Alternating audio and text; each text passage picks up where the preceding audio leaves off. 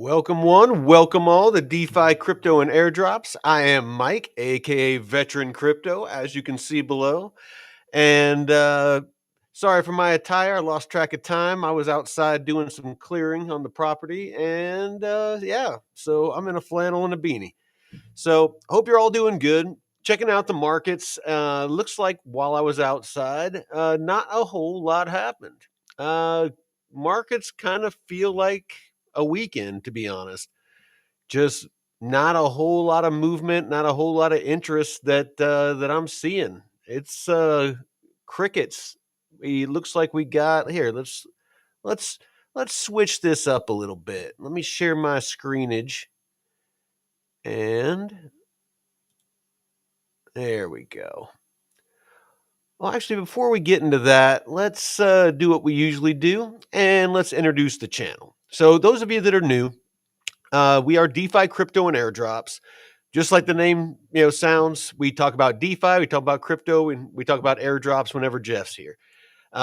We've been changing up the show times, so I think we might have got our wires crossed. We usually do 5 o'clock, but we discussed doing it at 6. So, but if you want to join the conversation, if you want to join the chat, then go ahead and jump on over like DeFi Don onto YouTube and join the conversation. So if you would like to follow any of our brother channels, Blockchain Report is Jeff's channel. Blockchain Basement is our buddy over at Discover Crypto. And DeFi University is David, who's on Wednesdays with Jake Call. And that's where we go deep. We talk about everything DeFi and talk about advanced strategies, pretty much everything to do with DeFi. So if you're interested in DeFi, Wednesday's your day. So, and of course, I touch on it, here and there. So anyway, let's go ahead and jump on into this. So tonight we have this project called Supra, and I'll start going through it step by step, but let's take a look at the markets real quick. So as you can see, what I was saying is not a whole lot going on. On the day, in the past 24 hours, it looks like BNB, lost a little bit, but it's been on a tear. So I think it needs some time to cool off anyway. Bitcoin's down a bit. Ethereum down a little bit. Obviously Tether stable. BNB's, down a bit. Everything's down a bit. Nothing crazy. Nothing's up, nothing's down. Let's see if there's any green on the 24 hour. Yeah, a little bit. Looks like Aster bounced a little bit. I was actually in a long over the weekend in BitTits Tau and ended up like 170% up. So I closed it out. It's good to see Plasma, getting a little bit of green action. It looks like such a strong project. And there's, last I looked, there was a couple of billion of TVL. Those of you that don't know, I did a deep dive on it. And it's a chain that's built for stablecoins. And so just that in general, some of the backing it has, the amount of liquidity that just from launch was stuck on this thing. I keep trying to build a bag of it, but it just keeps on going down. Like here, I'll pull it up for a second. We'll look at the chart. But yeah, look at this. I mean, it just came out. I mean, this is the all-time chart. So what, September? Yeah, September 25th, around there it came out. And it had, the usual pump coming out. I mean, it didn't pump and then correct like most launches go. It, came out and just had really good build. I think I bought it in this when it was ranging here because I tried to do a DeFi bag on it. XPL, some meme coin. And then I have one open right now that's wrapped XPL and USDT 0. That's still open, but it's out of range. So I'm just waiting for this thing to come back into range, excuse me. But it's just been bleeding. I mean, just, looks like it's going to come, pull out of it for a second and it just bleeds some more. Great project. we'll see what happens with it. But hey, what's up, Deadwood? Good to see you, brother. So yeah, we'll see what happens with XPL. But I'm gonna keep trying to build a bag. I those of you that didn't watch our weekend episode after that carnage this weekend, I moved up my timeline. Not to cash out any of my alts or anything, but to start buying Bitcoin. Just after seeing how badly the markets tanked and Bitcoin, I think it budged like maybe 10% when everything else, some stuff went down like 90% or more. Yeah, it was very quickly, and it quickly recovered, but it showed me, how strong Bitcoin is. And so I have about 10% of my portfolio. I aped in, some cash I had on the side. um, and just started building a bag. And I'm thinking about doing some very, very low leverage looping with it. Basically, take out like a 20% loan on it. Bitcoin, I don't think is going to dip more than, 70 or 80%. Not anymore anyway.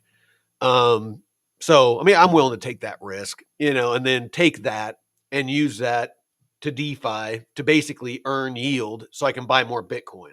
And then, of course, I got my Coinbase card and I got, my Mamo staked on Mamo.bot that's earning me Bitcoin. And I'm just trying to find any way to just be constantly adding Bitcoin because it's obvious. I mean, it's going to be a store of wealth. Oh, hey, it's Jeff. Hold on, let me add the Jeff. Hey, you jumped on. You hit me early. I know. We talked about doing I was like, oh shit. I honestly I didn't know freaking what time and I had already posted it, so I was like, you know what? Let's just do this.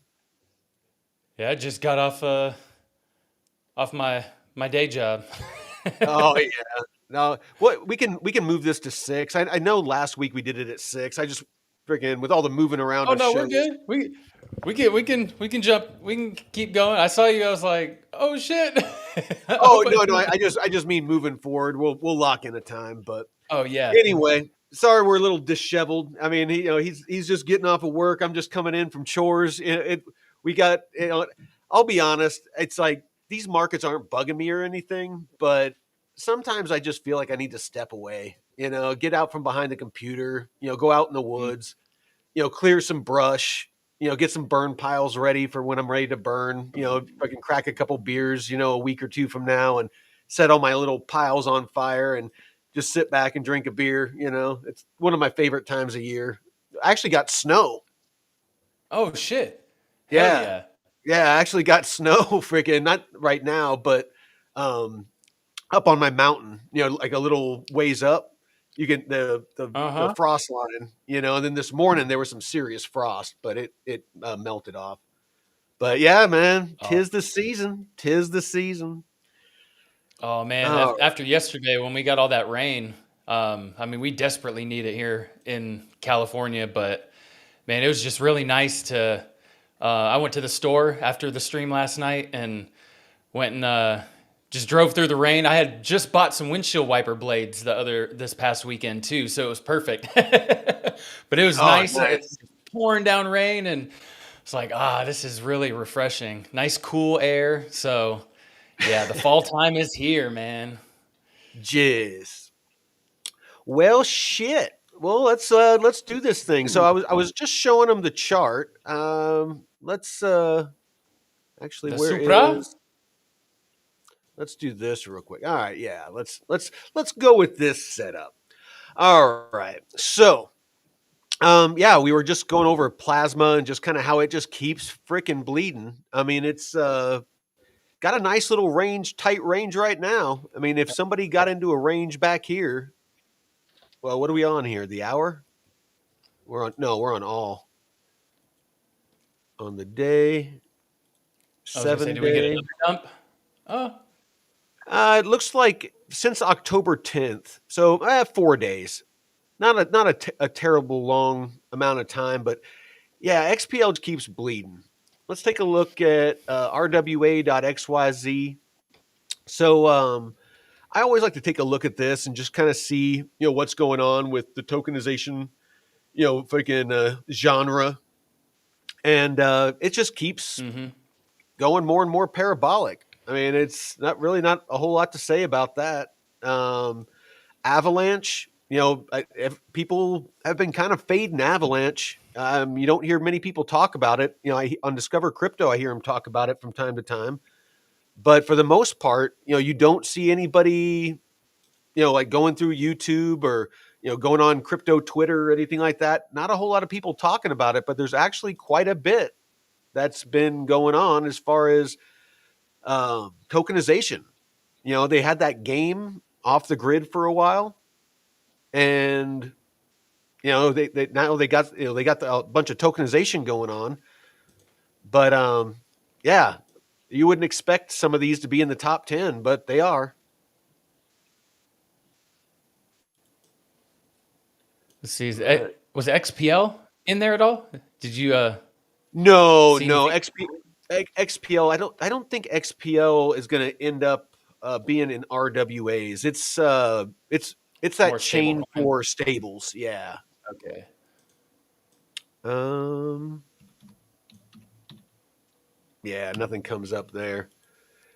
And then we got the DeFi Yama. Let's see what the volumes and such are doing. It looks like we got a little bit of a build on the volumes. Got some good stuff going on. Dex volumes steady. ETF inflows are down. Stablecoin market cap is curving to the upside. What else we got?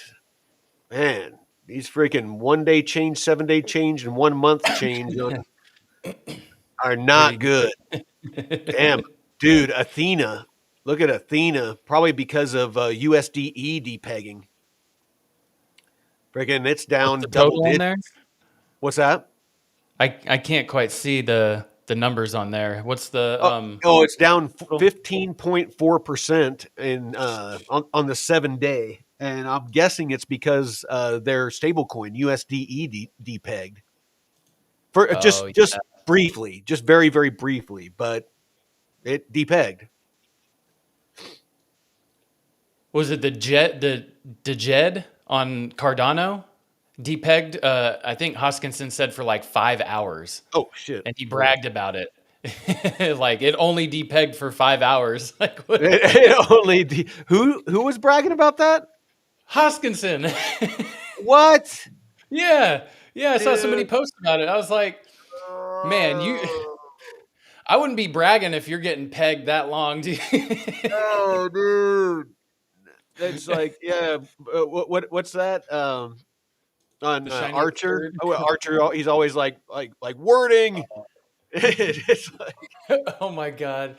The fuck, I don't remember what exactly it is. Archer, man, he was a clown. He's such a oh, fool. dude, I freaking love that show. I've watched that series over and over. I don't know how many times. So good. So yeah, let's jump into Supra, and we'll just go step by step. So, do you want to introduce Supra? And I'll just, if you want to narrate, just kind of tell me where to go, and I'll click through it. Yeah, and I actually don't know a whole lot about Supra Oh, okay. myself. Yeah, because Well, I tried to get in on the airdrop, but they had a KYC requirement, and I just didn't really pay much attention. The only amount of research I did was on the stream we did a few weeks ago or so, and saw the like All right. all the Sounds like a shit that good they time to have to chat. offer. Oh, what's up, Miles? hey, Miles, how's it going, man? Not bad, not bad. Just chilling in the digital ether, How about you? Cool. Anything Oh interesting no, happening today? yeah, we're live. I got Jeff and the crew here, and we're about to talk about Supra. It's a network, and looks like they're building the future of finance with automatic DeFi. Could you go online and look at Supra.com and tell us a little bit about this project, just to kind of get us going? Supra, got it. All right, let me pull that up. Okay, so it looks like they're focused on building a next gen infrastructure layer for DeFi, emphasizing speed and scalability. They're touting this automatic DeFi thing, basically trying to make it easier for developers to integrate DeFi applications. Seems like they're leaning pretty heavily into parallel processing and a novel consensus mechanism. Anything specific you want me to dig into while I'm looking? Like team, tokenomics, use cases? Yeah, if you could, let's get into use cases first. Gotcha. Use cases. All right. So they're positioning Supra as a solution for a lot of the current bottlenecks in DeFi, slow transaction times, high fees, and limited scalability. They're talking about supporting things like high frequency trading, complex derivatives, and institutional grade DeFi applications. Apparently, their tech allows for things like sub-second finality, which could be a game changer for a lot of these use cases.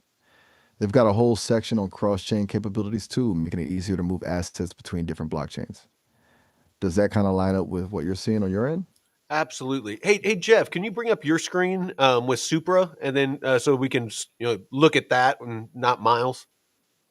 Ah, sounds Yeah, good. I got Smart you. move. Keeping it visual for the audience. I'll just hang back and Yeah, yeah, yeah. chime in when you need a deep dive or want me to fact check something. Let me know. There you go. All right. Just kicking it here. Ready when you are. Don't hesitate to toss a question my way. All right. So, let's go into products. So it looks like that Supra, they have a Supra L1 vertical integration. What is that? Okay, so the Supra L1, from what I'm seeing, it's their core layer one blockchain. They're building it from the ground up, specifically designed to handle the demands of advanced DeFi applications. It's not just slapping a layer on top of existing infrastructure. They're aiming for a vertically integrated system, meaning they control the whole stack. This lets them optimize for performance, security, and scalability. They claim it'll support higher transaction throughput, lower. Whoops. I think I cut off Miles.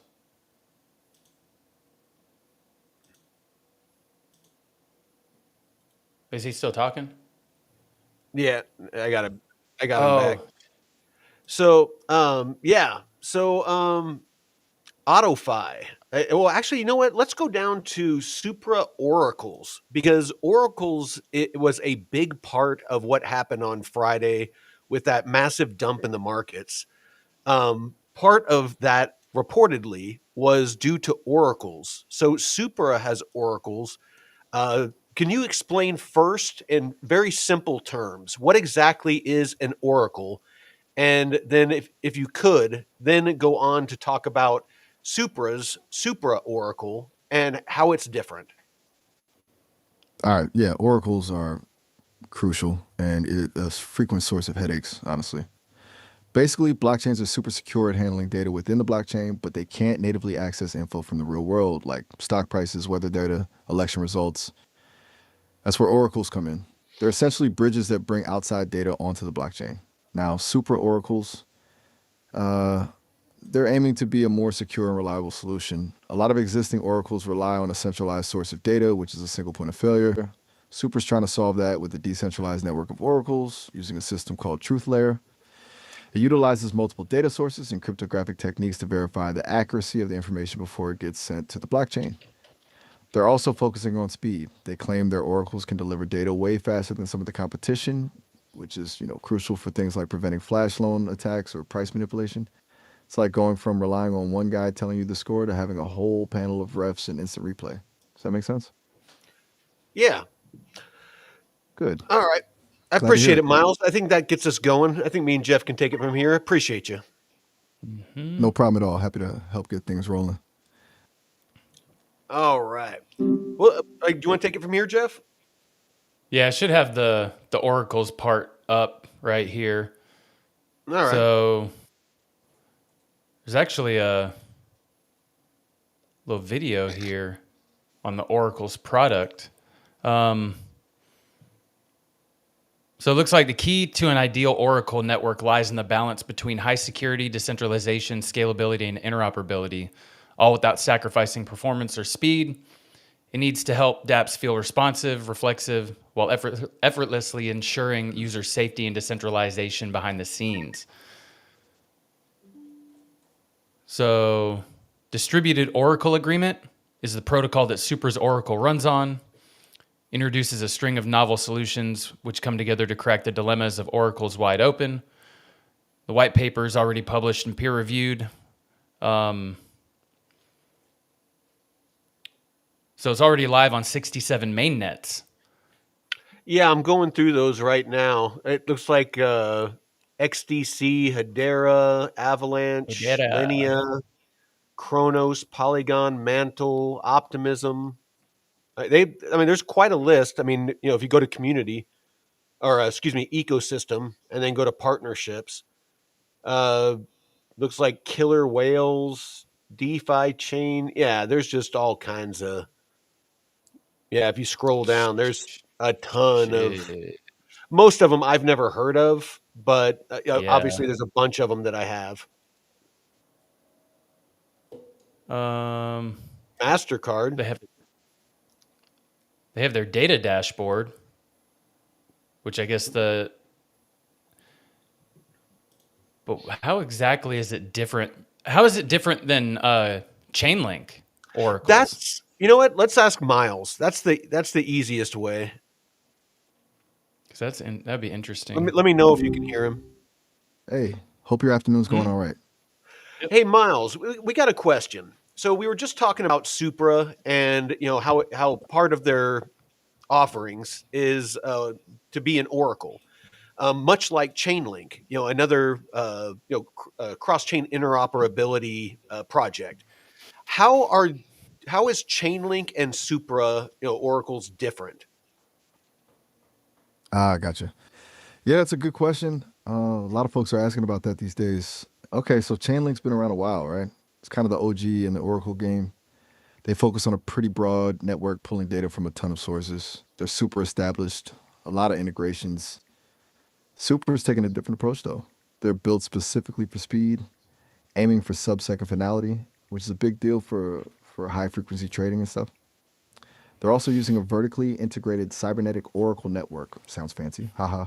Which basically means they control more of the data flow themselves. It's a little more streamlined, maybe? Does that make sense?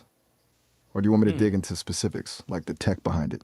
If you could dig into the tech a little bit, because I'm really wondering, why, with Chainlink being adopted as widely as it seems to be getting adopted, I'm wondering what sets this apart to potentially steal some of that market share, or is Chainlink, just so launched so far ahead of Supra that they've missed the train. I guess lack of a better way of saying it.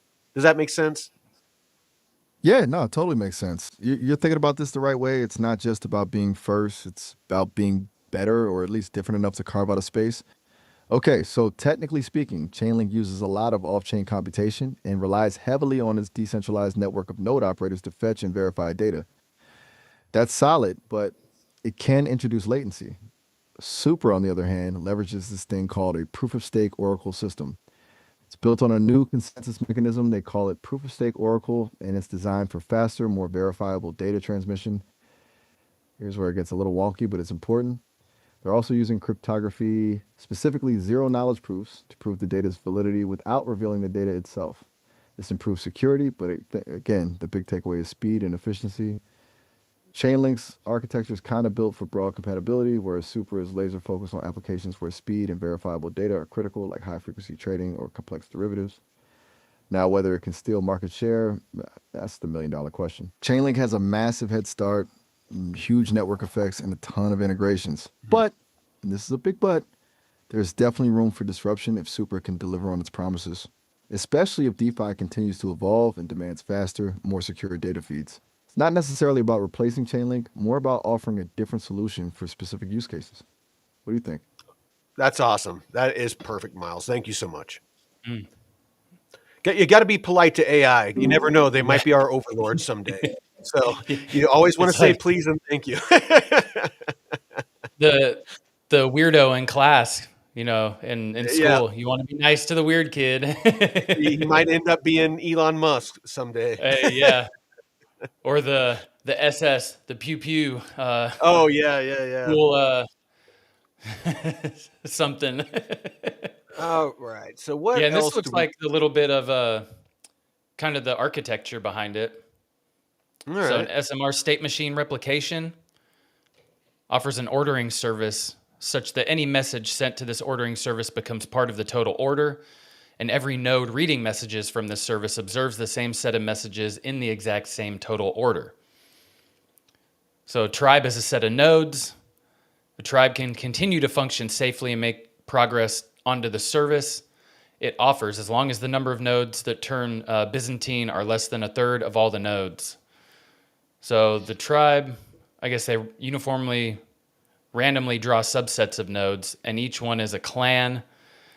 So, yeah, and that probably kind of goes into what he was talking about, Chainlink, where it fetches all of the information from these nodes, but it introduces latency, where this has all the nodes in these clans or in these tribes, and they're all separated in clans. So you get all this information that comes in a vertical stack instead of one at a time.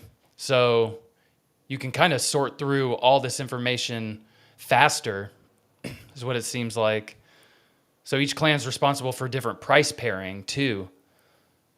So maybe Chainlink, you have nodes that are responsible for getting all information instead of just parts. Yeah, to be honest, I mean, I'm not super, techie when it comes to, a lot of this architecture stuff and what it means. I won't even, like, again, it's something I'm not going to pretend like I know.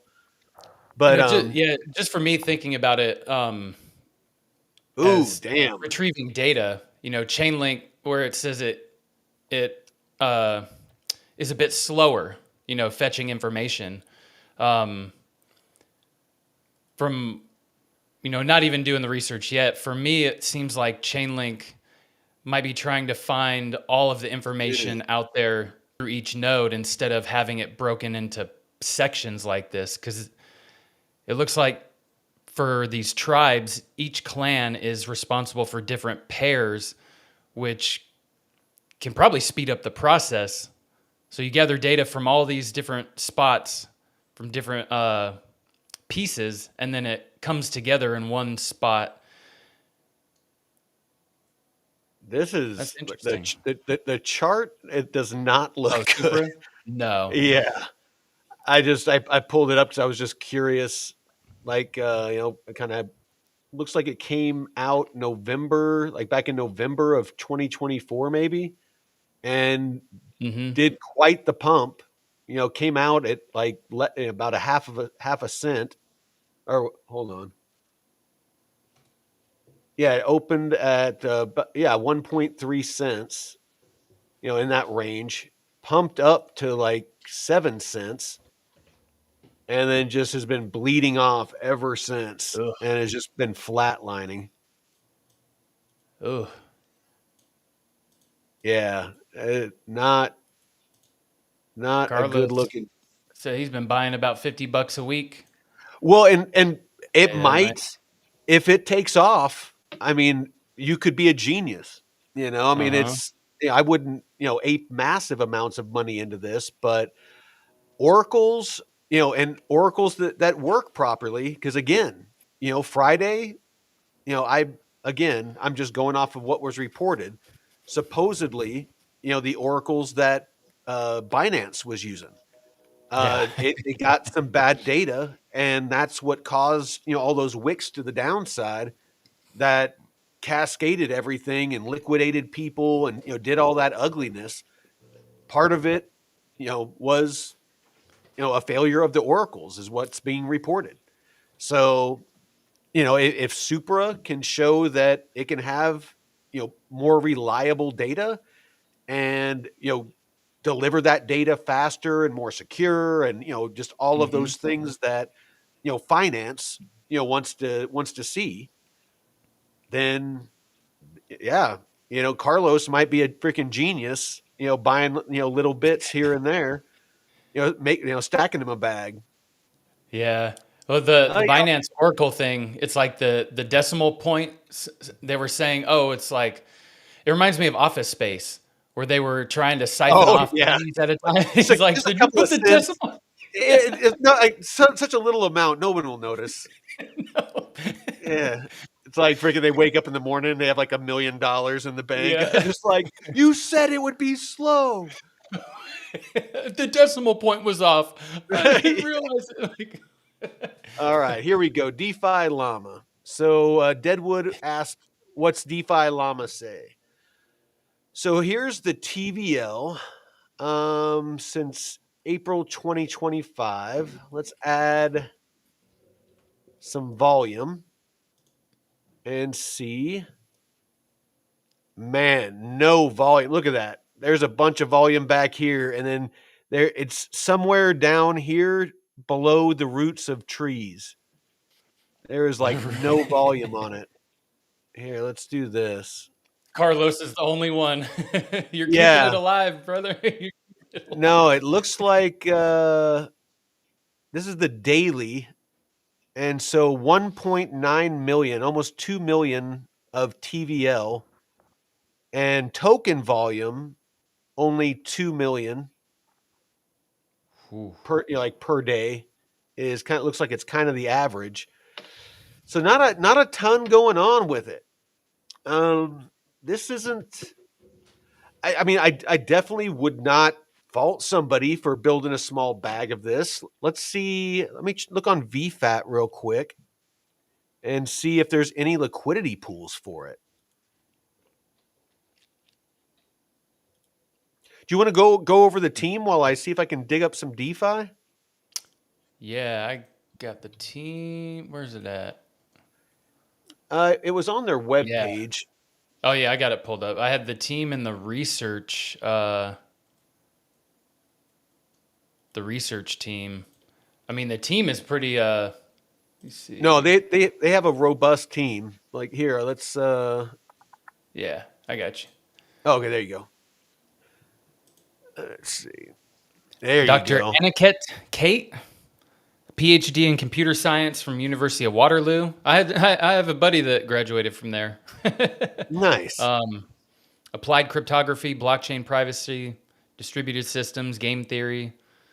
Dr. David Yang, the chief security officer, PhD in computer science. Dr.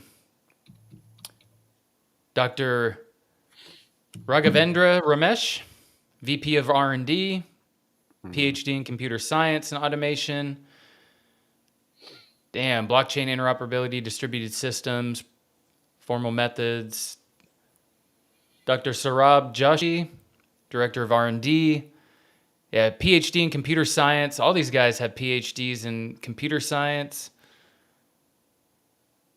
Except this white guy, Bachelor of Software Engineering. He's just not. he's punching above his weight class. Hamza Salim, senior cryptographer. Yeah, all these guys are pretty stout.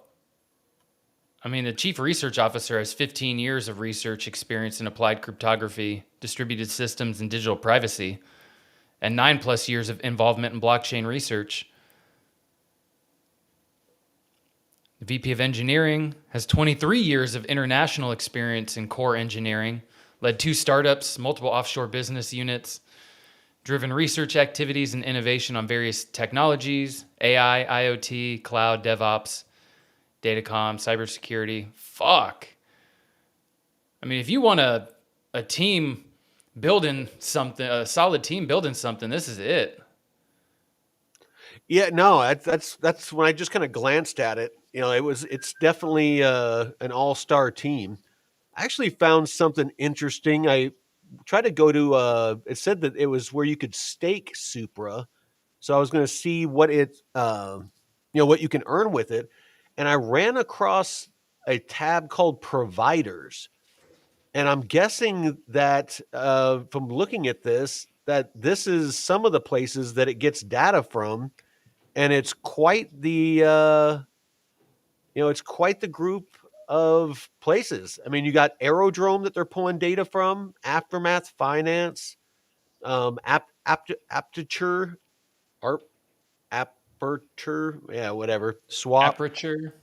Ape Swap, Arth Swap, Balancer. I've heard of Balancer, Beam Swap, but Binance, Bit4x, BitGet, Bitmart, BitTrue, Bitstamp, BitUnix, Blockpour, Bluefin. I mean, looks like a lot of DeFi.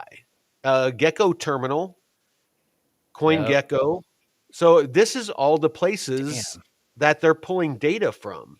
KuCoin, LBank, Sue. Mantle. What'd you say? Sue. All Oh, of them, man. sweet. Sushi Swap. Yep. Yeah, Pancake Plume. Swap. Yeah, no, I mean, this something like this, I would think that if it's pulling it from multiple sources, that Aerodrome. and it had to validate it, um, you wouldn't have seen something like. And again, I don't fully understand the tech, so if I'm up in the night, but logic would suggest that if it's simultaneously pulling data from all of these places, if even if a handful of them were giving erroneous data, I would think that, because of all of the connections it has, it would say those don't match the majority. Like, I don't know the logic built into it, but I would think Mhm. they'd have something built in there that would say, you know, criteria that it would need to pass before it would be transmitted. You know what I mean? Like a Yeah. percentage, of all of its data flows. Like if you're looking at the price of Arrow, it's going to go to, freaking Coinbase. It's going to go to Aerodrome. It's going to go to anywhere that, there's a price data for Aerodrome.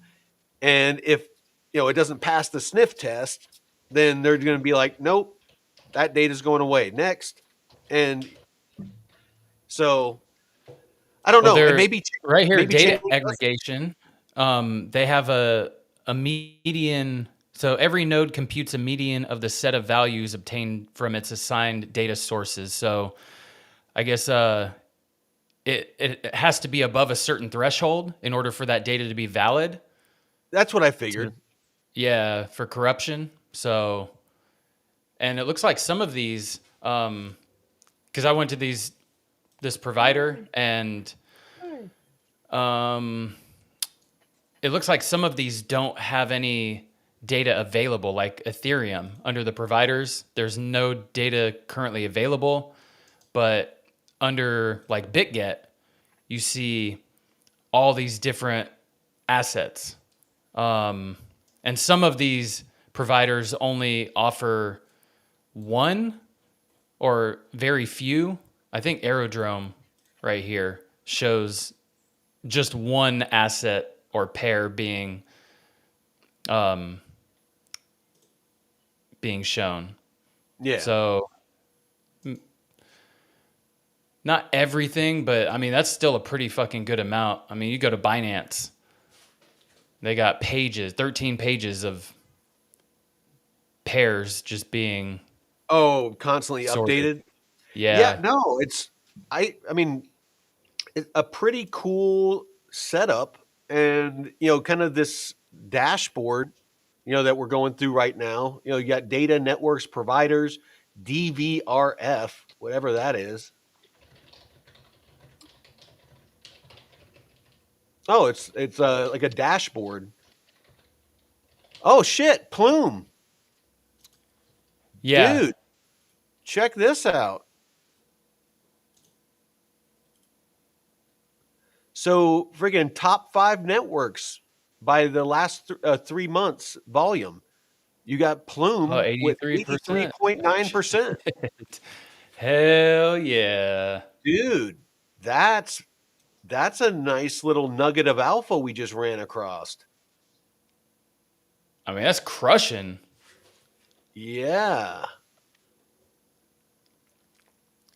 That's all right. Okay. I'm surprised. You know what? I Now that you mention it, I do recall Plume posting something about a partnership with Supra. I Ah. I can't believe I forgot that. Okay, that makes a whole lot of sense. All right. Let's see what else they got. Indices. Number of main nets, 24. Number of test nets, 48. So there's 48 projects that are doing test nets with them. Number of subscribers, 145. So people that are signed up with them to get data, I guess. 3 million plus in the past 3 months of volume. And 377,000 is the last 3 months of Supra volume. All right.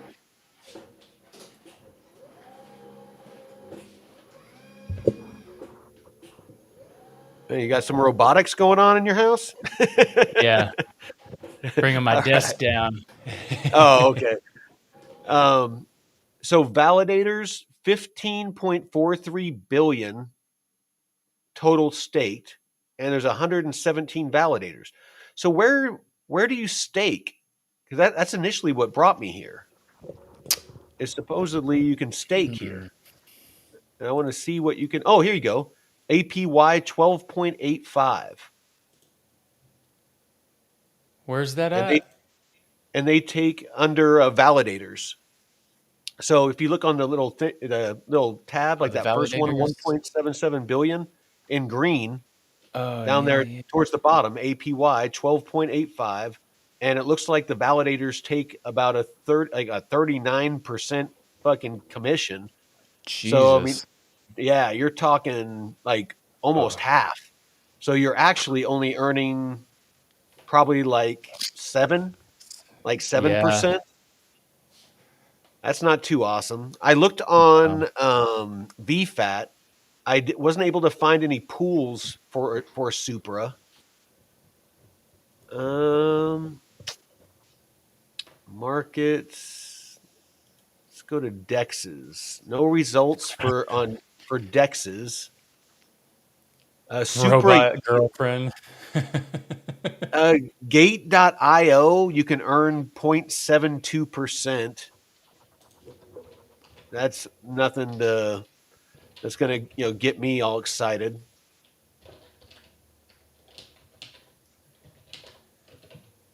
What else you got, man?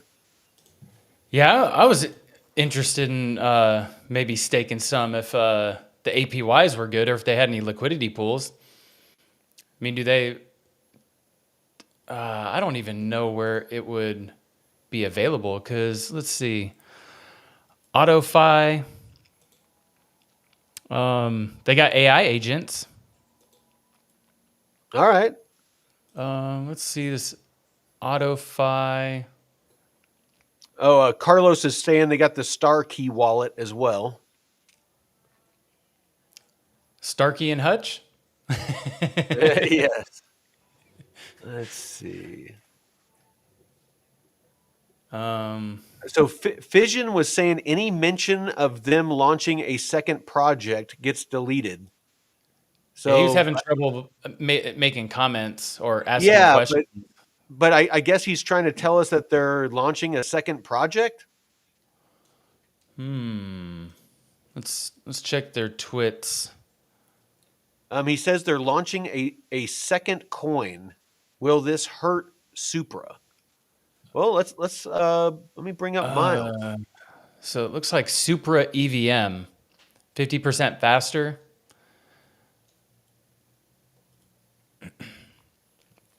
Oh, you found something? Yeah, they had this post on the 27th of last month. They've been benchmarking Supra EVM versus Monad. Interesting. Yeah, what does Miles have to say? Let's see. Oh, you know what? Fission, you're probably right. There must one of the words you're using must be auto blocked or something like that. We have quite a few words blocked Oh, just because people especially in not just the comments live, but the comments on the shows after. Um, oh shit.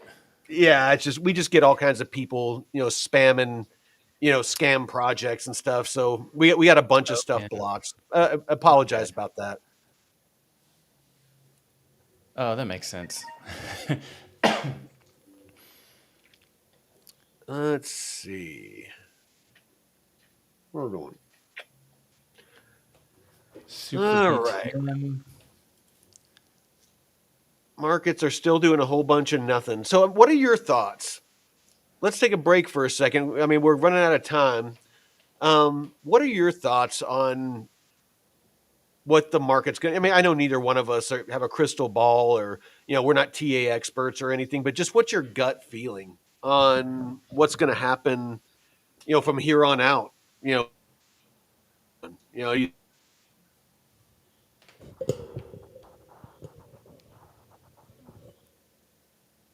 Oh, am I rugging again? when the first time alt started taking off, and then then we've had a couple of Oh, alts are about to take off. Oh shit! Oh, there he is.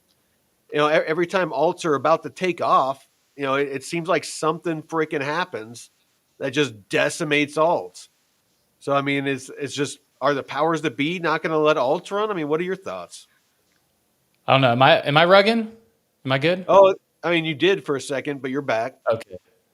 Um, shit.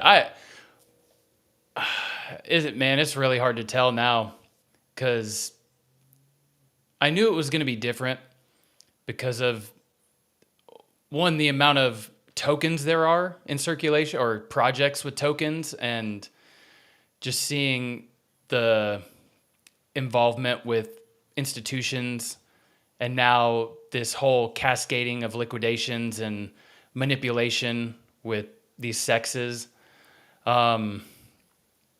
It definitely doesn't make me feel good about 99% of alts even more. That's why I'm glad I was in Plume and even Black. I mean, is a newer one, but I don't know. How did Aerodrome hold up? I haven't looked at the price Aer- of that, but Aerodrome held up pretty damn well. I mean, these decentralized exchanges, what Uniswap, did that hold up pretty good? Yeah,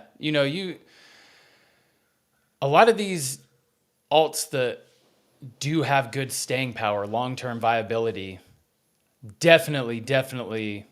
I would much rather invest in those than other shit coins, but still, if even as we progress, I mean, thinking back to the web2.com boom and bust, where you have all this stuff. I mean, even Yahoo over the years has lost a lot of credibility just because better stuff has come out.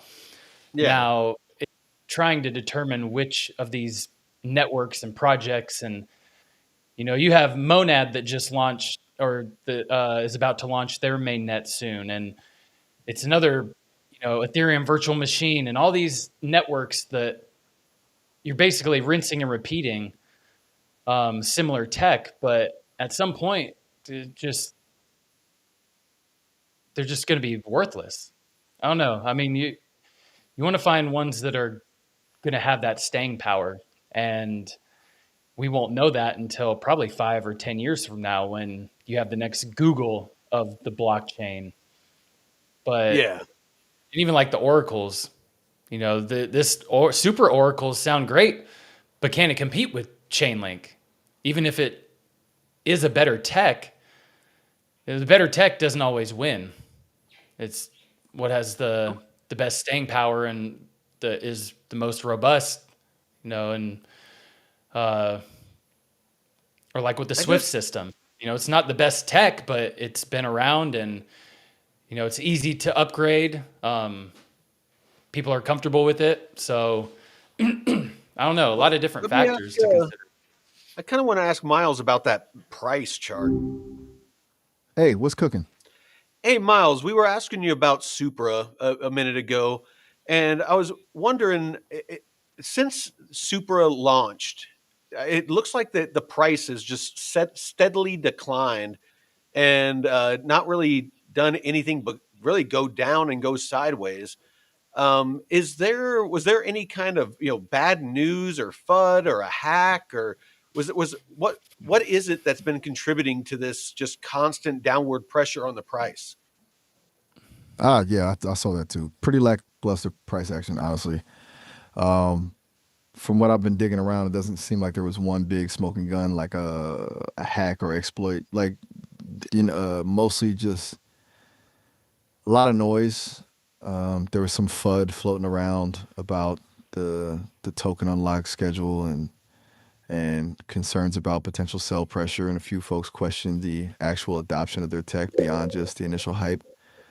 Also, a Mm. couple of articles pointed out the team's a bit opaque. Not everyone is fully doxxed, which makes some investors skittish. It's kind of a messy mix of things, really.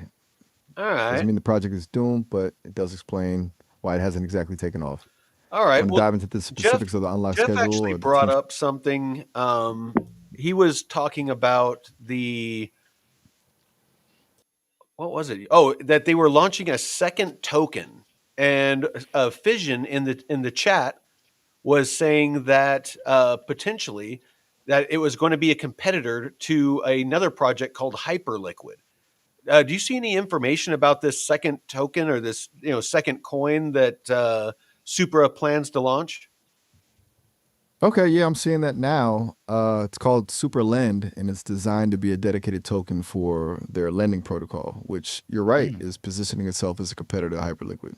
Seems like they're trying to carve out a niche in the permissionless lending space, focusing on under-collateralized loans. From what I've gathered, the Super Lend token will be used for governance, yield boosting, and potentially fee discounts within the protocol. Still early days, though. The documentation is still pretty light on specifics. But yeah, that could definitely be adding to the downward pressure on the main super token. People might be anticipating a dilution of value as capital shifts over to lend. It's a classic case of what's next, messing with the current price. Does that make sense? Yeah, no, I appreciate it, Miles. Mm. So there you go. Interesting. So it doesn't look like that it's necessarily going to replace their current token. It's going to be it's not going to be Supra or whatever this is. It's going to be Supra and whatever this token is. Okay. Yeah, that's gonna be the other funny thing is s- some of these project or many projects are gonna try and pivot and shift or add certain features, but how many tokens do you think that one project will need? And at some point people are gonna be like, well, are they Yeah. really gonna be credible? Or is it? Well, yeah. I mean, it's like, well, I mean, like I even on Pump.fun, we're we where we stream. You have to create a coin to stream there, but you can create as many freaking coins as you want. And at Mhm. what point does creating more tokens take away from the value of each other? If you have multiple tokens, if Super has multiple tokens, even if they're for different uses, um, you know if somebody's interested in the project, um, I just feel like it would dilute. Neither one would get the full impact of somebody wanting to invest in Supra. They would. It's not like everybody's going to run and grab both.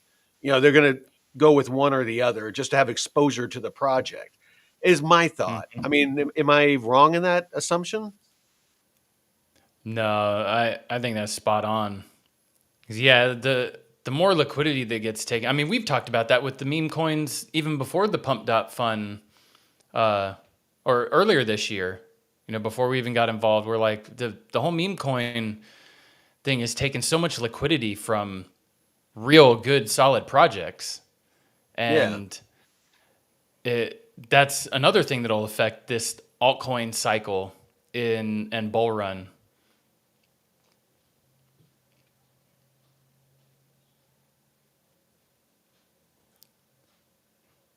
Oh,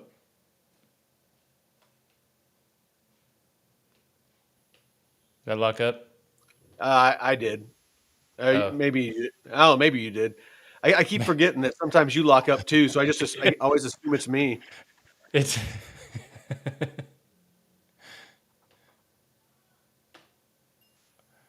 Yeah, that one was me. looks All like I'm right. the culprit now. No, that one was me.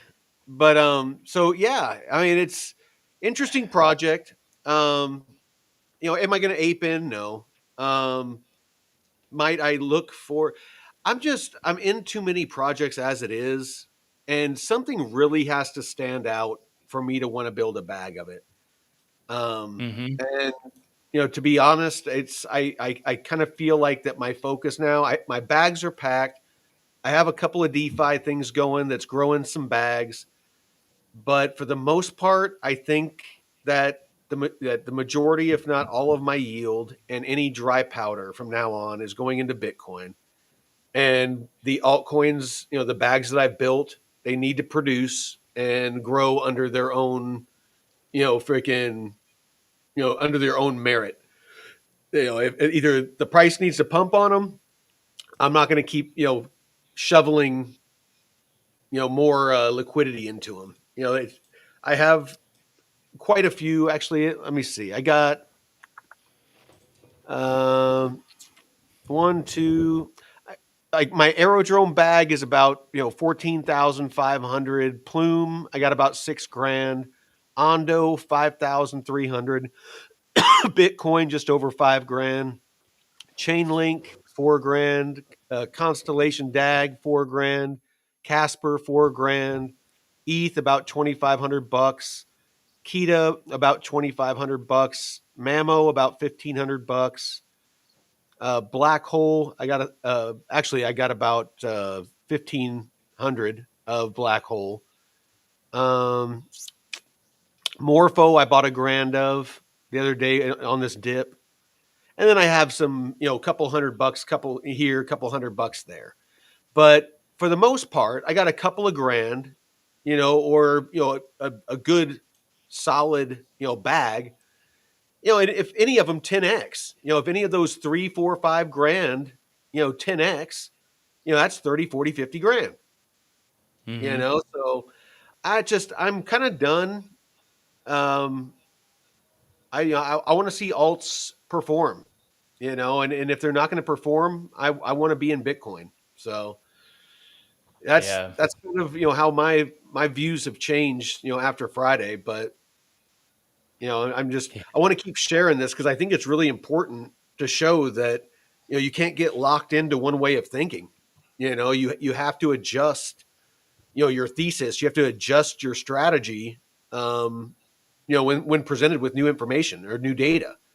And I know that I was an altcoin, all out maxi, where I'm like, I'm gonna earn more with altcoins, and then I'll rotate into Bitcoin and stables, and I had my whole mantra. And like I said, after watching what happened on Friday and freaking some altcoins basically losing like 90 to 99% of their value, at the snap of a finger, it was a wake up call for me. It was like, you know what? Bitcoin lost 10%, everything else went to shit. And I'm gonna start plussing up my Bitcoin because I can take out loans against it and do DeFi with it, later on in the bear market and stuff like that. It's gonna hold up better than alts. So I just needed to diversify. I guess long, short story long, because I made it long. Um, Basically, I would highly suggest, not financial advice, that you have some exposure to Bitcoin. You know, I would hate for this cycle to be different. Go into a bear market, never get an alt season, and all of us that were holding alts just end up round tripping bags, hating life. It's get some exposure to some blue chips at least. Get some exposure to Bitcoin. But that's all I got. But brother, what do you got? Closing thoughts? Yeah. I mean, talking about changing your thesis, the whole airdrop game has just been so much dog shit. Even so, 4 months worth of work. Our first channel wallet allocation was a total of 1.9 tokens for this airdrop, and the price is at $3. So barely six bucks for 4 months worth of work. And That's so shitty, dude. so bad, so bad. And Most, even most my blockchain report wallet, it was like 2.2 tokens. And I was like, God, Jesus Christ, man.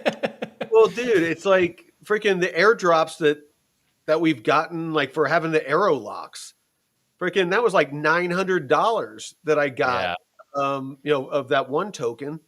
I've gotten a bunch of tokens just for doing DeFi, from using protocols and being on Base Network. Just using my Coinbase wallet and certain bridges and just basically doing DeFi stuff. I've like stumbled on Mamo. Mamo was an airdrop, Yep. that I got for having stuff on liquidity on Aerodrome. I'm just The yeah. testnet, I should say, the testnet airdrops. Oh yeah. Those are that's Yeah. that's what I'm referring to. Yeah, because the Well, this ones you isn't. got are all on mainnet, doing Yeah. actual DeFi. So Well, but you there actually are, put in work, helping them test the shit out and yeah. do all that stuff. I didn't do anything. All I did was just do what normal everyday shit, and I'm getting like huge airdrops. You're putting Hmm. in time and resources and sometimes money, and they're like they're not giving you shit. Yeah, and Twinkle Bell. So Monad, they just announced their airdrop portal open today, and I guess there was a very limited amount of people who were eligible, and it was for, I guess they targeted people who deposited liquidity across certain protocols, certain Solana OG users. So if you used a lot of mainnet protocols and were heavily allocated in liquidity pools and DeFi, I guess those people were qualified for Monad. But I think that's and somebody in my Discord was saying that let's see, that some of their friends have been just doing liquidity pools and trading instead of doing traditional airdrops because they make more money doing that now.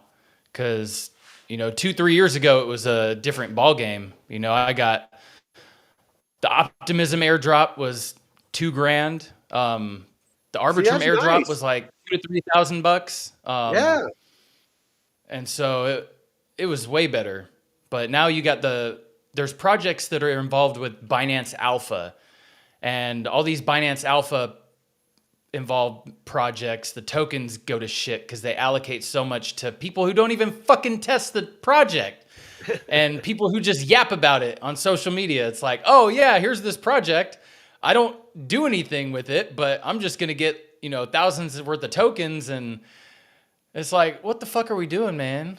You That's guys what are, annoys me about Plume. I'm so bullish on Plume, but it's like they cheapen their project by doing this hokey shit with like to earn points you have to you know spins. go all over social media and type Hmm. in G Plume, and so you just have these idiots posting nothing, and posting old news and putting G Plume in it just to try to farm points for the season 2 airdrop.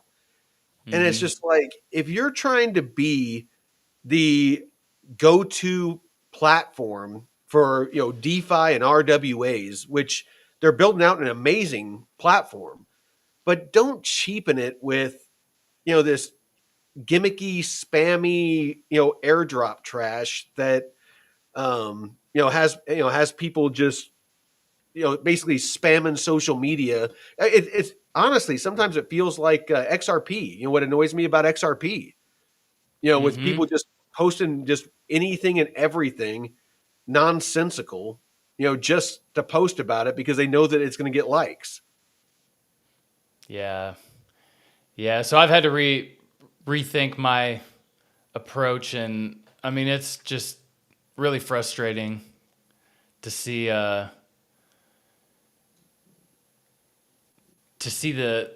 the way that they're rewarding actual users, people who Yeah, are putting in the work to test and give feedback, in the discords and shit. yeah, So you're the people that should be getting paid.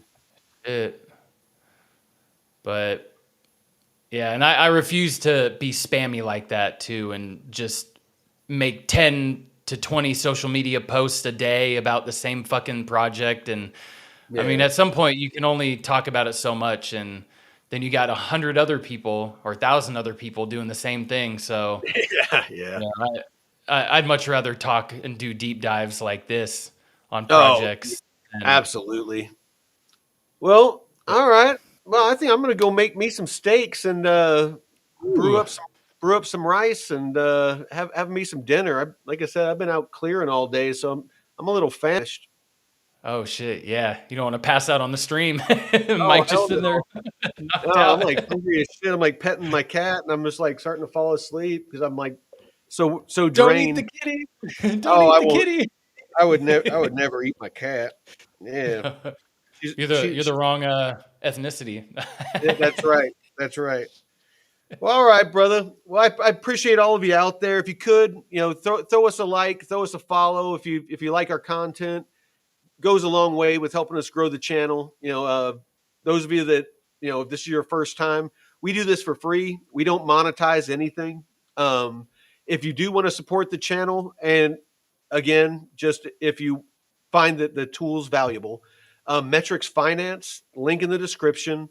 Hmm. On the YouTube channel, the description of our channel, and on all of our episodes, there's a link to Metrics Finance. You can get 20% off Elite right now for signing up if you do it by the year.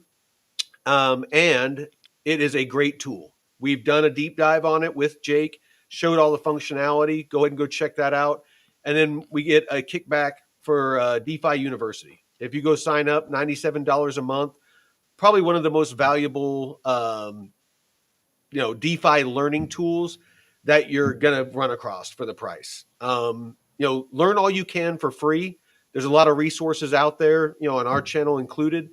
But when you're ready to level up and take it to the next level, I highly suggest you check out David and DeFi University. So with that, appreciate y'all. Until next time, Veteran Crypto out. Peace.